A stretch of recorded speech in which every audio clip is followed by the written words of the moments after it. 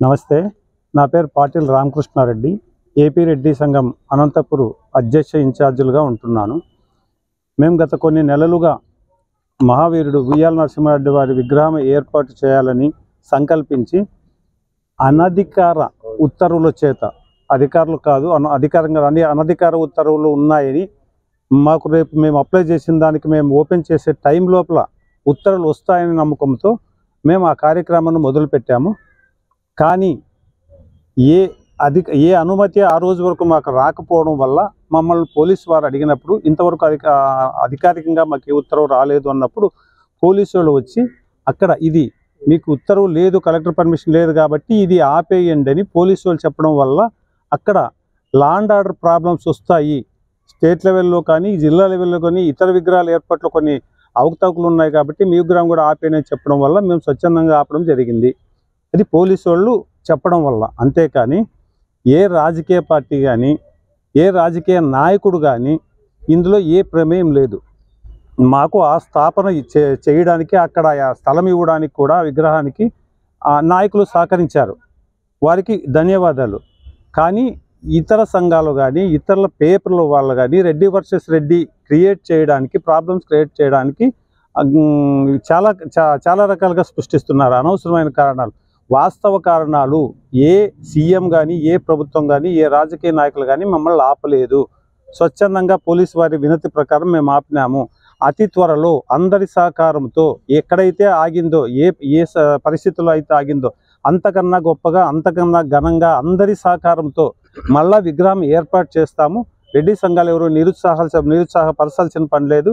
మీడియాల్లోనూ వేరే అన్ని ఛానల్స్లోనూ వస్తున్న ఏవైనా కూడా పూర్తి నమ్మకాలు కావు. ఎవరికి వాళ్ళు తోచినట్లు వాళ్ళు వేసుకుంటున్నారు.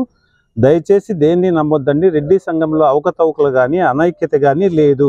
సంఘం ఎప్పుడు సమిష్టిగానే ఉంది. సంఘపు నాయకులు ఎవరు దుర్వినియోగాలు చేయట్లేదు, ఫండ్స్ వసూలు చేసి ఇంకో రకంగా డైవర్ట్ చేయట్లేదు. ఈ సంఘం సక్రమంగా ఉంటుంది. అన్ని నిజాయితీలు మేము త్వరలో నిరూపించుకుంటున్నాము. సంఘం సక్రమంగా ఉంటుంది. త్వరలో విగ్రహం ఏర్పాటు ఘనంగా చేస్తామని హామీ ఇచ్చారు నాయకులు మాకు. దాన్ని మేము నమ్ముతున్నాం. త్వరలో ఈ కార్యక్రమాన్ని ఘనంగా చేస్తాం. ఆంధ్రప్రదేశ్ రెడ్డి సంఘం ఆనరబుల్ ప్రెసిడెంట్ గట్టిరెడ్డి బైపరెడ్డి గారు విన్నవించింది ఏమంటే, అనంతపూర్లో ఉయ్యాలవాడ నరసింహారెడ్డి విగ్రహాన్ని స్థాపించాలనేటువంటి సంకల్పంతో మేము ప్రజాప్రతినిధులను సంప్రదించి వాళ్ళు చూపించినటువంటి స్థలంలో అక్కడ నిర్మాణం కార్యక్రమాలు చేసుకొని విగ్రహాన్ని అక్కడ పెట్టాం. దాన్ని ఓపెన్ చేయడానికి పర్మిషన్లు ఇస్తారులే అని చెప్పని పర్మిషన్ల మీద ఆధారపడి చేసుకోవడానికి సిద్ధపడినాం. అయితే కొన్ని కారణాల వల్ల, ఇక్కడ స్థానికంగా ఉండేటువంటి కొన్ని సమస్యల వల్ల ప్రభుత్వం మాకు అనుమతి ఇవ్వలేకపోయింది.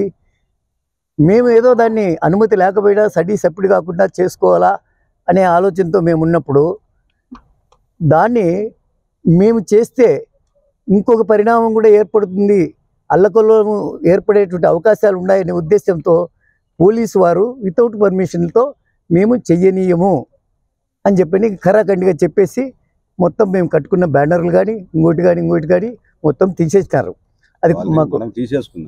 అది మాకు కొంత బాధాకరమైనటువంటి విషయమే. అయినా పర్మిషన్ లేకోకుండా చేయడం అనేటువంటిది అది తప్పుగానే భావించవచ్చు. అయితే ప్రజాప్రతినిధులు స్థలాన్ని చూపించి అన్ని రకాల సహకరించినారు కాబట్టి ప్రభుత్వం కూడా ఈ పోలీసు యంత్రాంగం కానీ ఇంకొకరు కానీ మాకు అడ్డం చెప్పరనే ఉద్దేశంతో మేము ఏర్పాటు చేయాలనుకున్నాము. కారణాంతరాల వల్ల ఆగిపోయిందానికి మేము చింతిస్తున్నాము. ఎవరు విమర్శించాల్సిన అవసరం లేదు, ఏమాత్రము చింతించాల్సిన అవసరం కూడా లేదు.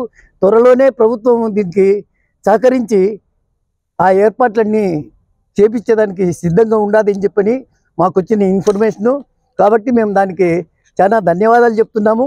కానీ నిన్న మొన్న ఈ పబ్లిక్ మీడియాలో తినేవి ఇంకో దాంట్లో తినేవి ఏంటేంటో వైరల్స్ అయినాయి. ఈ రెడ్డి సంఘం ఇట్లాంటిది, ఆ సంఘం అట్లాంటిది, వీళ్ళు పనికిమానోళ్ళు వాళ్ళ పనికిమానోళ్ళు ఇవన్నీ అన్నారు. అవన్నీ వేస్ట్. అవన్నీ ఎవరు అనకూడదు.